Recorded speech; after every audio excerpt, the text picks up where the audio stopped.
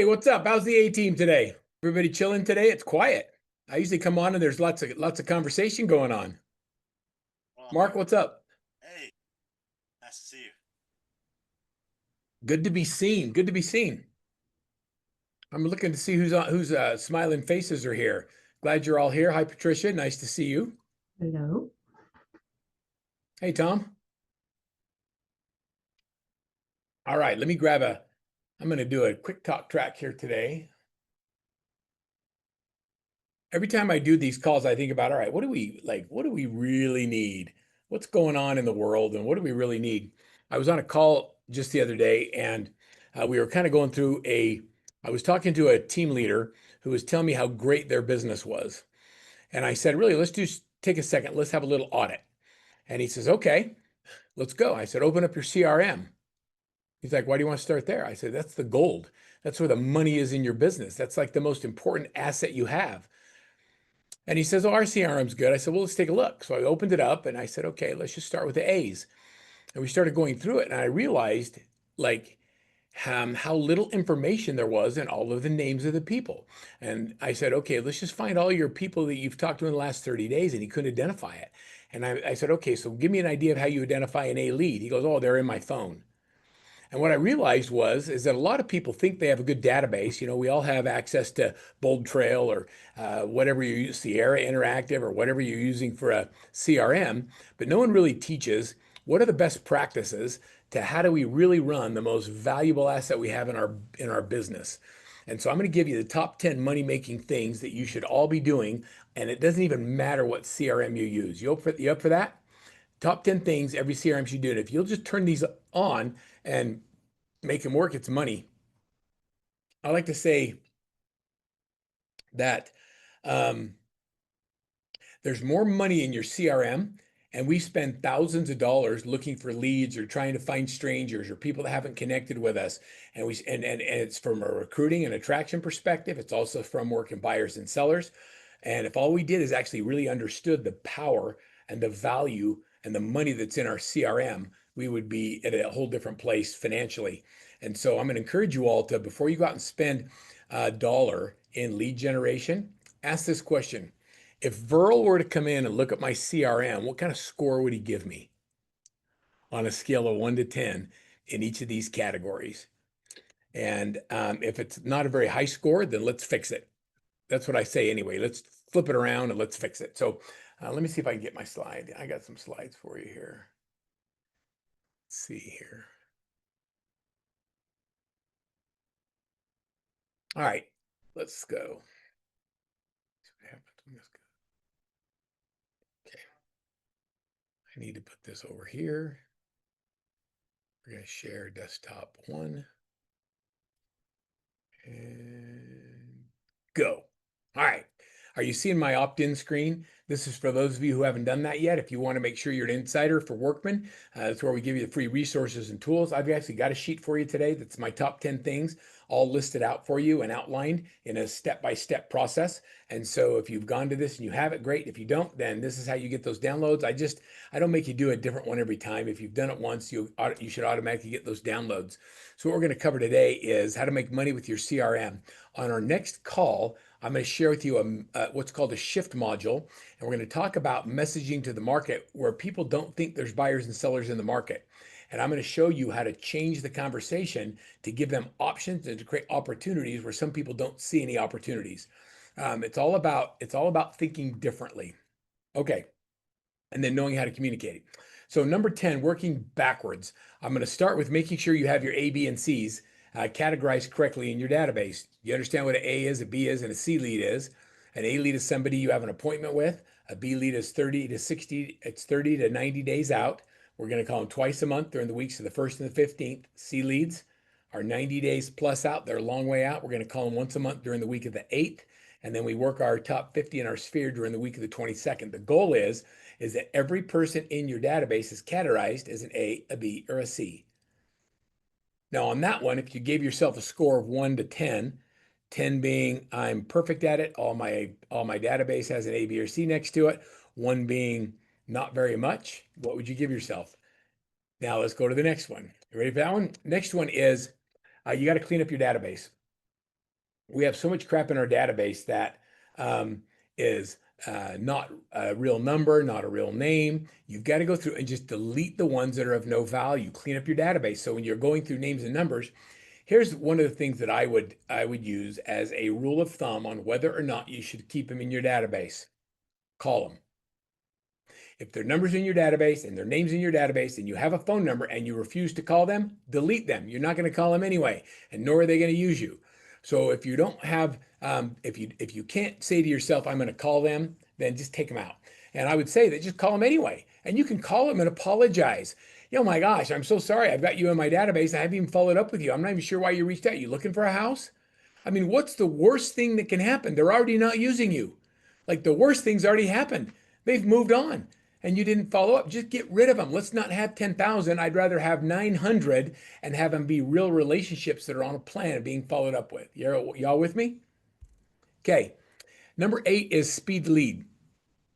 We have got to have automation that gets us 90 seconds. 90 seconds. A lead comes in, you need an automated email, an automated text, something that engages the client instantly and lets them know and starts a conversation with you. There are all kinds of AI tools and resources today that you can utilize that will do that. I know that Bold Trail's got really cool AI tools that they're implementing inside their program, but you got to be fast. And when I say speed the lead at 90 seconds, we recently did a survey with a company out of Atlanta, and here's the numbers. Only 50% of the leads that came in ever got contacted. And of those, the vast majority weren't contacted until the following 24-hour period. Like all the money we spend to generate leads, and wait till tomorrow to call them. Like if they come in your phone, pick up the phone, answer the phone. And if you're not there and you're not available, have somebody else do it for you. The option shouldn't be, oh, I'll get to them when I get a sec. People respond to text messaging too. We've learned just in running a coaching company and following up with realtors. Realtors don't answer their phones. You guys are the worst. Realtors don't answer the phones. But if I send you a text and say, hey, you want me to still follow up with you? You'll respond to that. Yeah, I'm good. Or no, don't follow up. Or yeah, I really want to get on your calendar. I just have been busy. But it won't answer your phone, but you will follow up with a text. So send text messages. I call, email, text. I don't care. I just want interaction, and you got to do it quickly. All right. The next thing is you got to automate the follow up. We don't do enough automation. And so I want automation for everybody that's a B or C lead, or even just someone in your sphere that isn't even a lead at all, should be on some type of automated follow up campaign. An automated follow up campaign might be um, a 7-year follow-up plan where they get a letter a month once a year or an email a month once a year. It might be a holiday campaign where all they do is get messaging around in and around holidays. You can have them on hot sheets or drips like that. Anything that gives them value. You just want to stay at the front of their mind. Um, I met a guy one time. His name was Schmoot.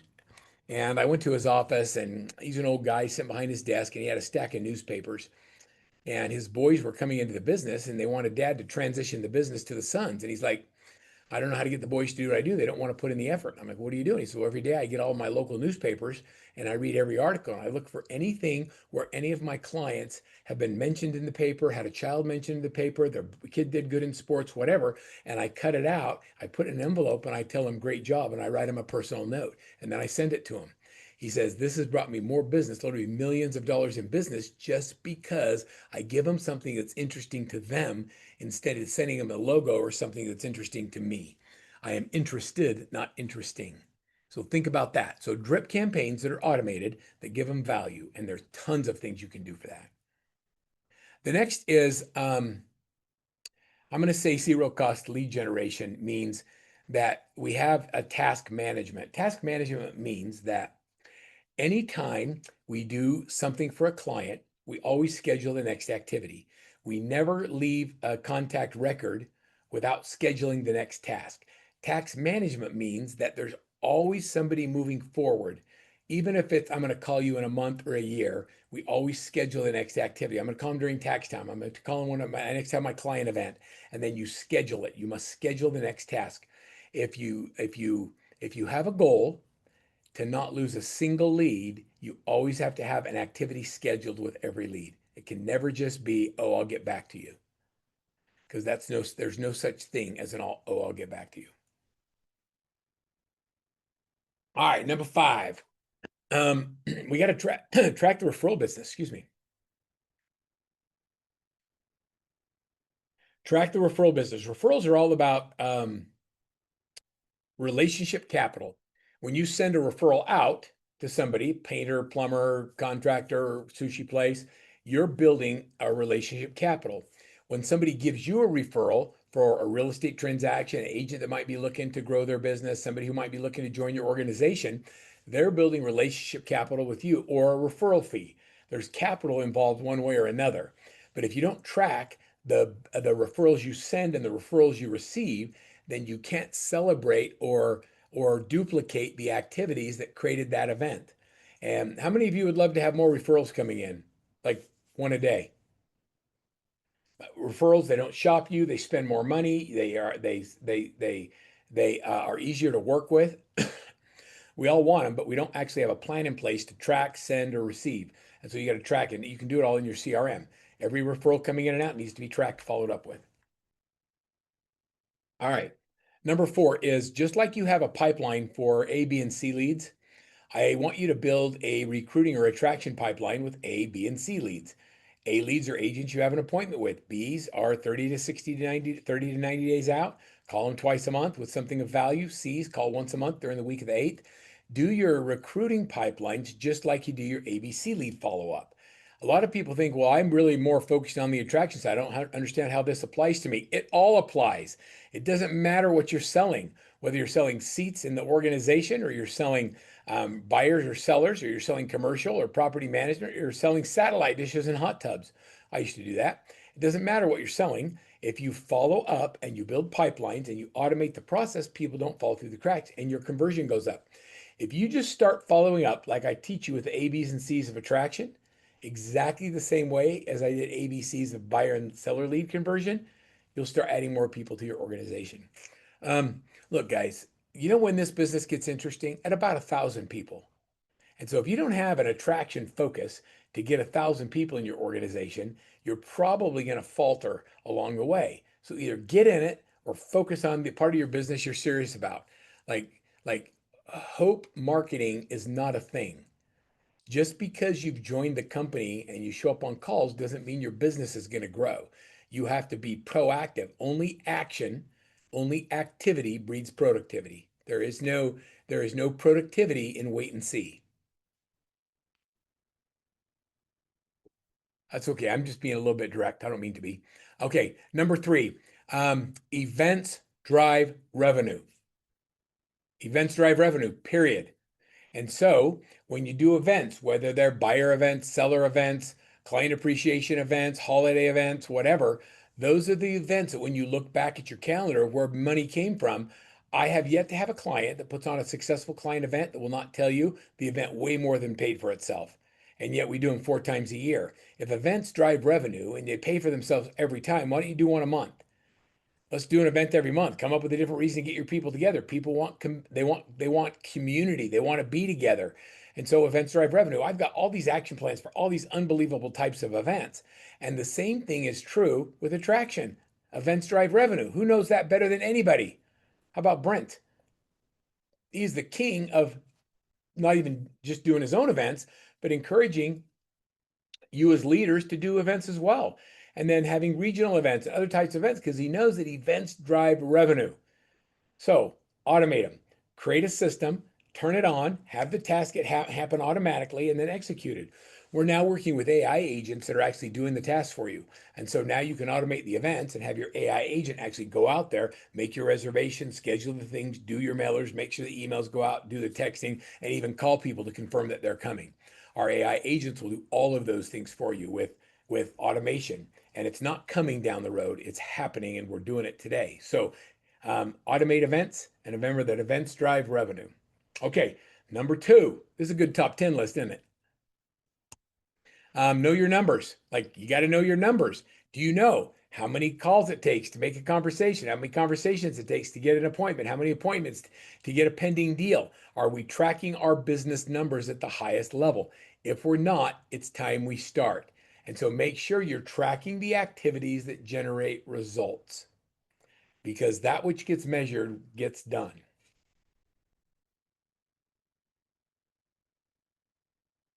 Number one at the top of your list, build your top 50 list. If I go into your database and I can't see you have a top 50, I'm telling you, there is so much money in it. And then this is using our top 50 tracker inside a Workbench. Coaching clients do it like this. We make you actually run your top 50 in its own list because I can see at one glance what percent in every single month are you having touches with your top 50 and whether or not it's performing. And then I can see the number of referrals that come in. I mean, this guy's not even doing a great job with it. He's got 6, 7, 8, 9, 10, 11, 12 referrals in just the first 5 months of the year. You think your database is performing like it should be from a referral perspective? The answer is my guess is you're leaving big dollars on the table because you haven't activated your list. You're not working your top 50. We don't have an ABCs. We don't have our follow-up campaigns. We're not doing fast enough speed to lead, and we're not getting enough information from our people. So I'm gonna give you a couple of tips. You guys got all got the insider thing, right? And so I hope you all got that. The last thing is we only have like a week left to register. If you haven't joined the mastermind that we're doing in Salt Lake, if you're 20 million above in production, and you want to be in a room with people that are learning AI at the highest level, that are sharing what's really working from a marketing perspective, then come hang out with us in Salt Lake City. I encourage you to do that. I'm going to show you one other thing really quick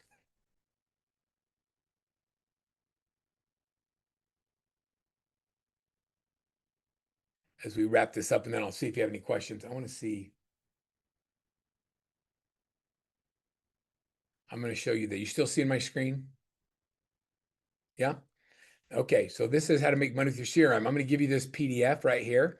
The big thing at the end of this is kind of the calls to action in my recap. And so this is what I would do as a summary. Always know who's next and what's next. So who's next on your list and what is the touch you're going to have with them next?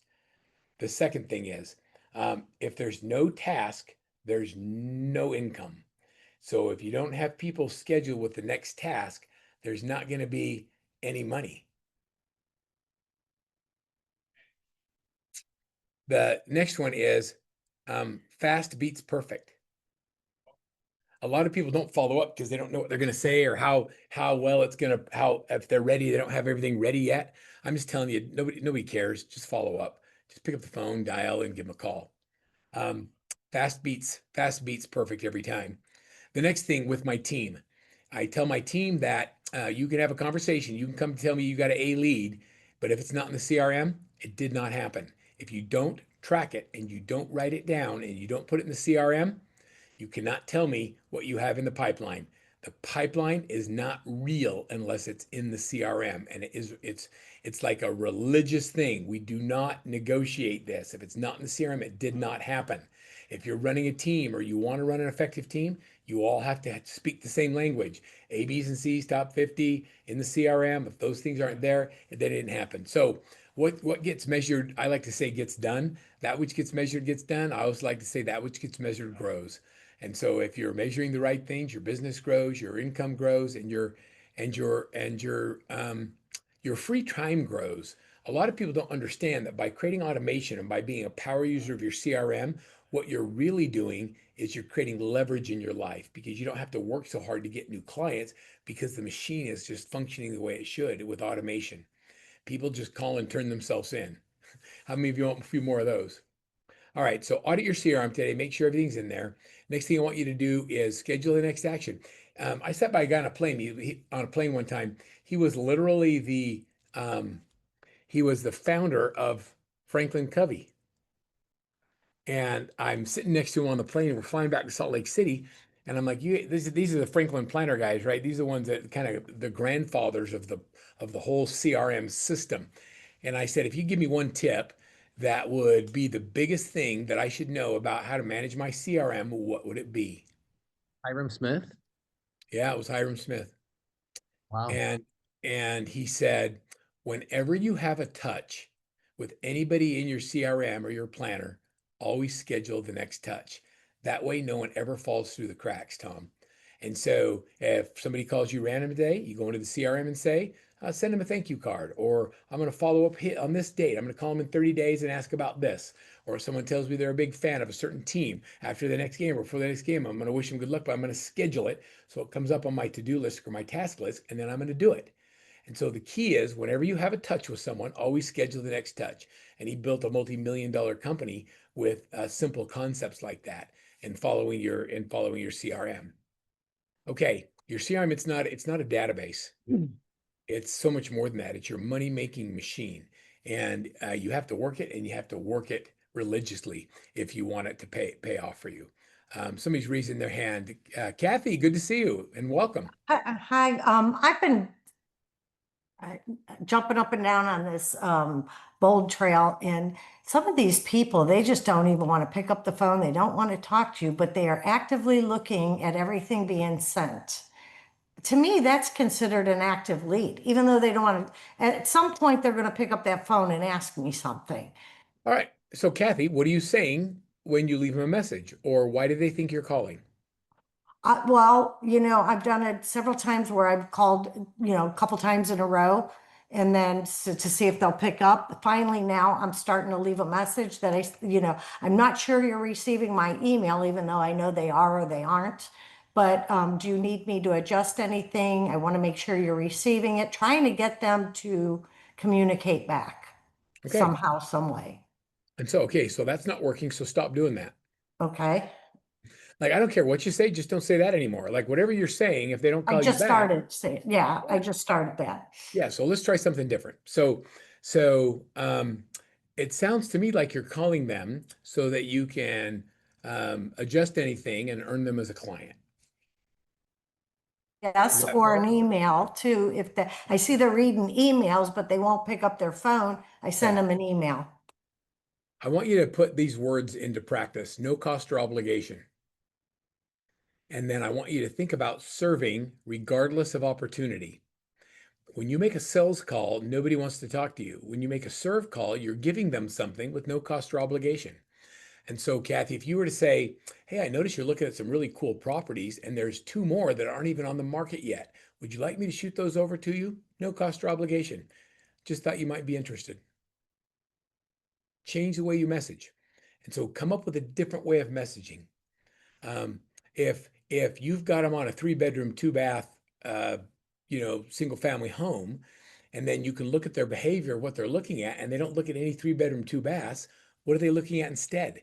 And go in there and say, I noticed you were looking at some of these, but these are just outside the area where you were looking, and I found that one's going to be open on Saturday. And if you like, I'm happy to set an appointment and meet you over there. Like, give them something of value instead of trying to convert them. So how can I serve them? What can I do to make their experience better? And the business will take care of themselves. We try and convert people. I don't want you to convert anybody. All I want you to do is be able to meet them face to face, Kathy, because I know when you get face to face with them, you're going to get them because you have the warmth, you have the ability to build a relationship, you're genuinely interested. But if you can't get face to face, they don't see that. All you are right now is a salesperson with a pitch. And so we got to remove barriers by changing our dialogue and the way that we message people so that they genuinely know whether they use us or not. I'm just here to help. Okay, thanks. Does that help you at all? Oh, yeah, Yeah. yeah, for sure. Yeah. If you have no expectations of earning their business, all you want to do is serve, you'll get more business than you ever wished for. But it's when you're needy and you're hungry and you got to have a deal and you need to make your car payment that language, the nonverbal communication, the tremor in your voice comes through loud and clear. And so you just have to take out the expectations and just call and say, what's up? How can I help? I love that. All right, good stuff, you guys. All right, our calls go fast, don't they? 10 minutes with Big V. Good to see you all here today. Anybody else have a question or anything you'd like to run by me real fast? Otherwise, I'm going to turn you back. All right, good to see everybody. Make sure you download us. Hope to see some of you in Salt Lake soon. I know I'll see you at some EXP events coming up. I'll be at a few of those, so I'll see you all soon. Bye, everybody. See you, Chris.